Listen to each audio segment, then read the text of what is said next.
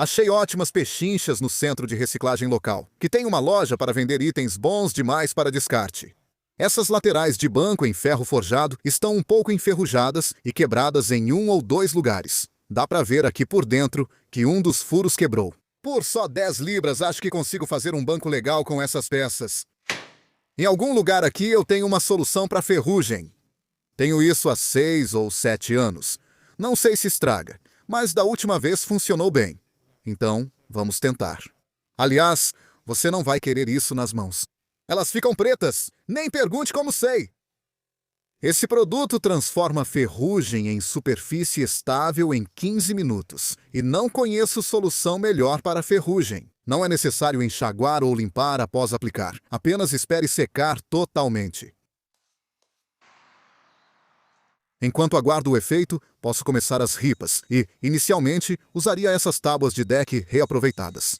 Comecei a limpá-las e cortá-las, mas depois mudei de ideia e decidi que queria fazer algo um pouco mais especial.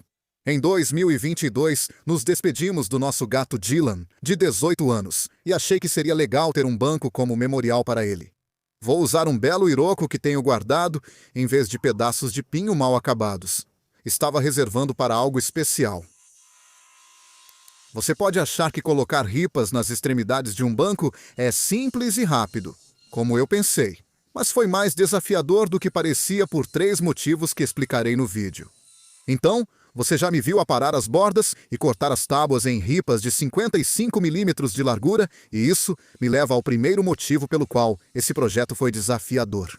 As ripas devem ter largura e espessura ideais para encaixar nas extremidades de ferro forjado, sendo grossas o bastante para suportar o peso de quem sentar e no comprimento desejado para o banco. Separei essas ripas em 2 pilhas. Isso porque nessas aqui eu precisei desbastar um pouco mais para deixar toda a superfície bem lisa e limpa. Essas aqui são mais grossas, então vou usar as mais grossas na parte onde as pessoas sentam e as mais finas na parte do encosto. Pronto. Mas essa madeira é realmente linda. Espero que você dê para ver isso pela câmera. Ela tem uma leve sensação oleosa, o que vai ajudar a preservá-la do lado de fora e vai ficar fantástica quando eu passar um pouco de óleo nela. Mais tarde, ao encaixá-las, verá que precisam ser precisas para ficarem bem e bonitas.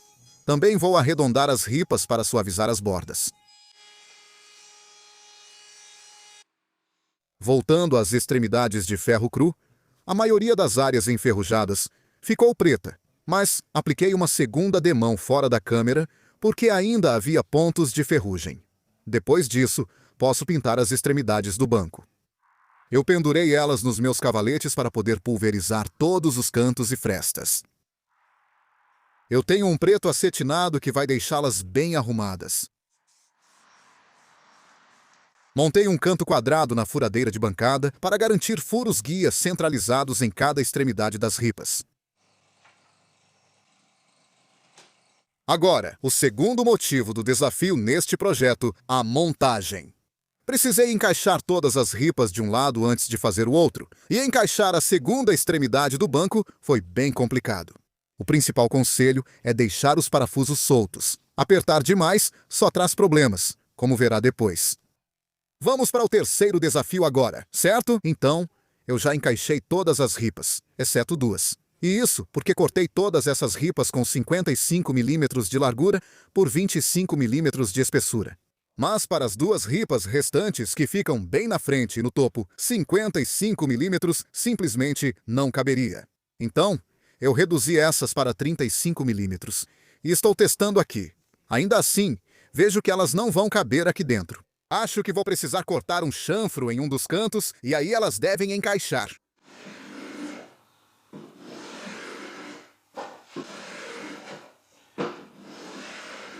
Dei algumas passadas com a plaina manual e consegui encaixar as 2 ripas restantes.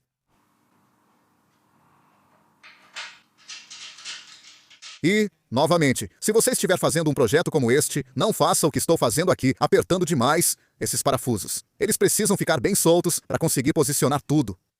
Eu não filmei a montagem da segunda extremidade do banco porque foi simplesmente frustrante demais. E seria constrangedor mostrar quanto tempo eu demorei. Então, você me acompanha novamente quando finalmente conseguir montar tudo. Estou usando óleo de teca para finalizar o banco, já que é barato e fácil de reaplicar e retocar com o tempo. Acabamentos externos se deterioram com raios UV do sol, que rapidamente deixam a madeira acinzentada. Não vale a pena investir muito em acabamentos resistentes a raios UV, pois, pela minha experiência, não duram mais que um simples óleo de teca. Mas eu vou reaplicar isso toda semana, ou algo assim nos primeiros meses, para tentar desacelerar o processo o máximo possível e manter essa cor bonita. Achei que tinha terminado, mas notei espaço nas extremidades do banco para instalar uma barra inferior. Vou adicionar, pois deixará o banco mais rígido e forte. Como este projeto é para um gato especial, decidi usar um dos meus sagrados cabideiros recuperados para chapéus e casacos, suportes, conhecidos dos espectadores por participarem de vários projetos ao longo dos anos. Não sei que madeira é essa, mas me fez pegar meu respirador na hora. Fiz furos guia no topo da madeira.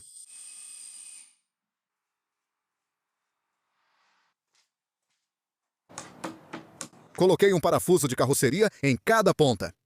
A ponta da madeira não segura bem parafusos, mas usando parafusos mais longos, acredito que isso vai resistir com o tempo. Por fim, pedi ao meu amigo Dean, do canal Woodwork Journey, cujo excelente canal está com link na descrição abaixo, para gravar uma bela placa de latão para mim. Obrigado, Dean!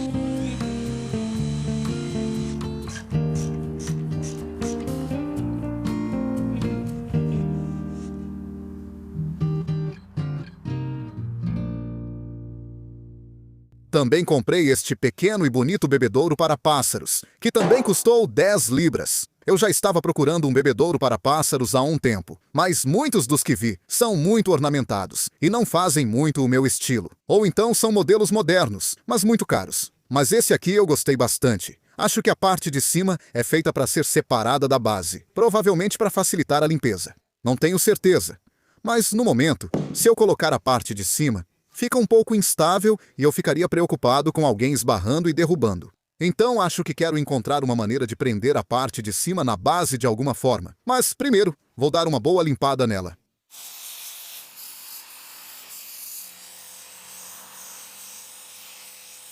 A superfície deste concreto está um pouco esfarelada. Se eu esfregar, sinto as partículas saindo. E eu tenho um pouco desse primer G que usamos quando reformamos nosso banheiro. Acho que vou aplicar isso em uma área de teste no concreto, só para ver se ajuda a selar um pouco.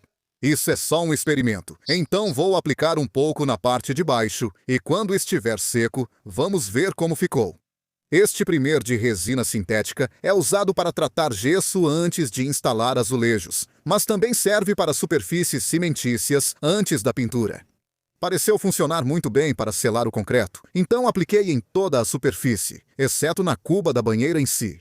O bebedouro de pássaros tem um padrão de tijolos que quero destacar. Então comprei tinta fosca vermelha para a alvenaria e vou aplicá-la para parecer uma verdadeira alvenaria de tijolos.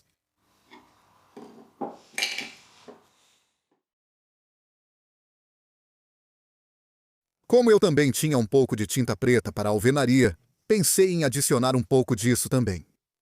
Comecei a pensar em como fixar a parte de cima na base. Isso deve encaixar aqui em cima, e vou usar como gabarito para furar 4 buracos no concreto. Mas estou um pouco preocupado com as vibrações. Não quero arriscar rachar ou quebrar o concreto. Por isso não vou usar uma furadeira SDS, que normalmente usaria para furar concreto. Vou usar apenas uma furadeira comum. E vou aumentar gradualmente o tamanho das brocas para a alvenaria. Comecei com uma broca de 4 milímetros. Até agora, tudo certo. Agora vou passar para uma broca de 7 milímetros e fazer isso com muito cuidado. Centralizei o gabarito na parte inferior da peça de cima para furar novamente, cuidando para não atravessar totalmente. Misturei um pouco de epóxi e vou colocar alguns parafusos longos nesses furos. Preciso garantir que todos estejam na vertical antes do epóxi endurecer.